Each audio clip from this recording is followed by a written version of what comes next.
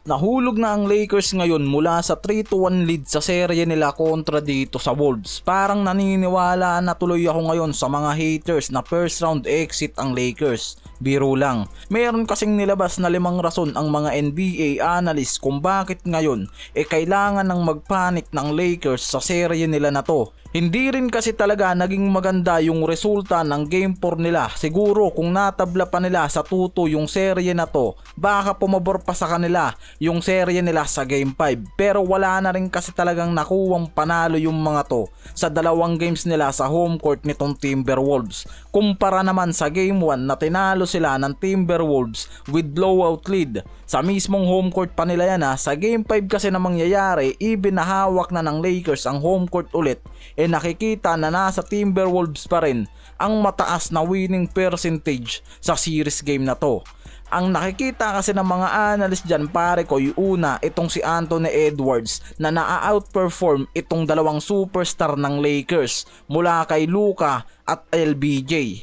Imbis kasi na si Edwards ang mapigilan nila sa serye na to, nabaliktad yung sitwasyon. Dahil itong si Luka at LBJ yung napipigilan nitong si Edward mula sa physical game at kakaibang strategy na ginagawa nitong si Edward sa paninira ng laro. And no hate para dito kay Anthony Edwards dahil kasama yan sa strategy ng isang player. Ang nakikita kasi talaga dito tinatarget ng Timberwolves yung 2 superstar na to ng Lakers dahil yan lang rin naman kasi talaga ngayon yung inaasahan ng mga to, dahil itong si Reeves pagpasok naman ngayon sa playoffs bahagyang bumaba yung average point at hindi nagiging consistent yan. Itong si Luka sa Game 4 nahirapan pa pagdating sa shooting performance niya mula sa 6 of 16 na field goal niya. Madalas pa nagsisettle para sa mga pull-up jumpers niya na hindi pumapasok.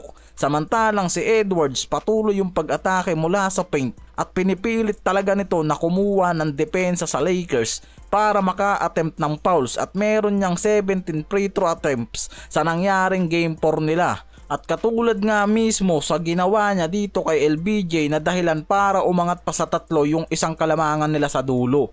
Pangalawa, yung pagiging small ball o small contender nitong Lakers ngayon.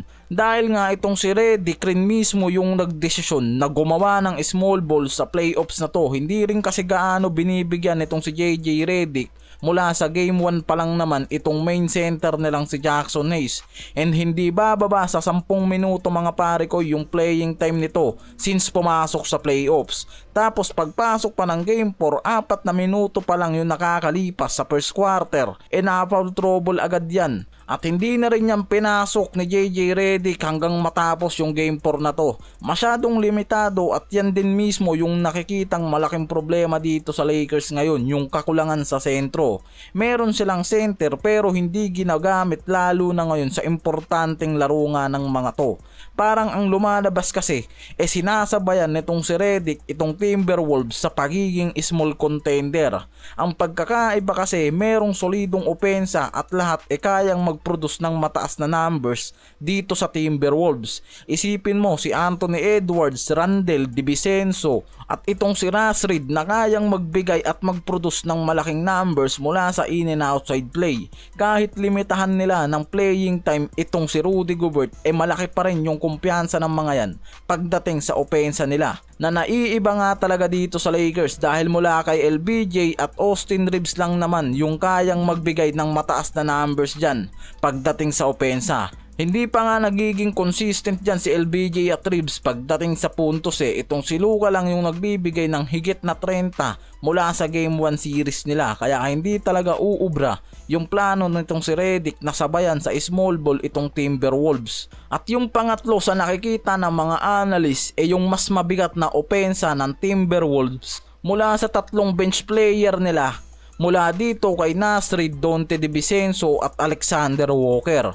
Itong si Naz Reid kasi mga pare ko nakapagtala ng 9 of 10 field goal at 6 of 6 mula sa 3-point range na nagbigay sa kanya ng true shooting percentage na 119.5 sa nangyaring Game 4 na yan. Samantalang itong si DiVincenzo merong 5 steal at Walker na isa rin sa inaasahan nila pagdating sa depensa. Samantalang ang Lakers umaasa lang naman dito sa starting 5 nila. Sa game 4 nga buong second quarter ginamit ni Redick yung mga yan na hindi pangkaraniwang araw na desisyon o strategy na hindi magpalit ng buong player niya na ginamit sa buong quarter. Isang hakbang pero hindi planado, pero tinuloy pa rin niya yan sa halftime dahil dyan din mismo mga pare ko. Sila LBJ, Luka parehong naglaro ng 46 minutes habang itong si Rui at Chimura at Finney-Smith parehong naglaro ng 41 minutes at itong si Reeves naglaro ng 35 minutes yan mga pare ko. Kaya pagdating sa dulo talagang kinapos na yung mga main core nila na yan at yan din mismo yung nakitang dahilan kung bakit nag-downfall yung mga to pagdating sa opensa. Ang isa pa sa nakikita dyan ay itong Timberwolves, ikalimang pinakamataas sa road net rating sa buong liga ngayong season.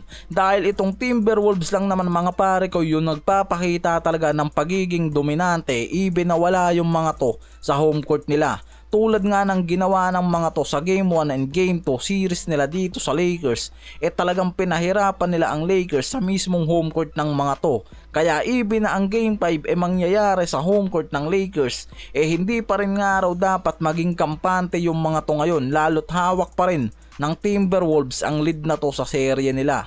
Pero kung mapupush nga raw ng Lakers ang serye nila hanggang sa Game 7, pwede pang bumalik sa kanila yung pabor sa serye na to dahil sa 2-3-2 format pagdating sa playoffs na to sa NBA. Yan kung magagawa pa nitong Lakers na makabangon mula sa 3-1 leads na iniwan sa kanila nitong Timberwolves.